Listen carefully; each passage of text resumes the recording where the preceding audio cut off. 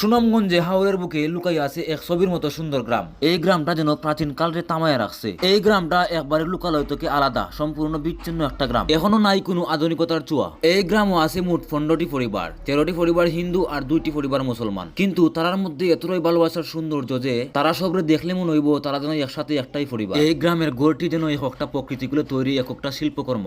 শুধু বাঁশ আর হাওরের লম্বা লম্বা গাছ দিয়ে তৈরি এই গড়ের ছাউনি, আর সবগুলা গড়ের উপরে লাউ গাছের পাতায় আরো সৌন্দর্যতা বাড়াইয়া দিছে। গড়ের উপরে এবং সাইডে দিয়া অনেকগুলা লাউ ঝুলে আছে। সবটা মিলাইয়া এক অসাধারণ দৃশ্য। তিমাস থেকে আইয়া ক্ষেতের কাম কাজ করি, আলি ফেলাই ক্ষেতের কাম কাজ যা করার আছে করি। বাড়ি দ্বারা টানা আছে, দ্বারা টানা তো বেশি মানুষ, কিছু মানুষ তোমরা কি নিজস্ব জমি এখানে করো না? এটা আইতে বাকি ক্ষেত করি, মানে বেশিরভাগ মানুষের কাম করো? ওই ফরার কাম কাজ করি, ভাত খাই। দুইটা বাড়ি নিজস্ব আছে, বেশিরভাগও মালিকানা আছে।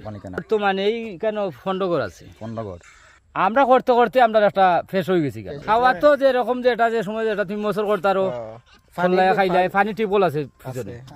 এই গ্রামের মানুষেরা শহর বা বাজার থেকে তেমন কিছুই কিনেন না। এই হাওরের মাছ আর নিজেদের চাষ করা শাকসবজি দিয়ে চলে যায় তারার জীবন। তারা নিজেরাই নিজেদের চাহিদা পূরণ করিলেন। লোকালয় থেকে অনেক দূরে এই হাওরের মাঝখানে গড়ে তুলছেন তাদের স্বপ্নের মতো একটা জীবন। তারার জীবনযাপন এতটাই সহজ আর এতটাই প্রাকৃতিক, দেখলে মনে হইব আপনারা প্রাচীন যুগে আইসেন। না আছে বিদ্যুৎ ব্যবস্থা, না আছে ইন্টারনেট, না আছে মোবাইলের টাওয়ারের আওতাভুক্ত।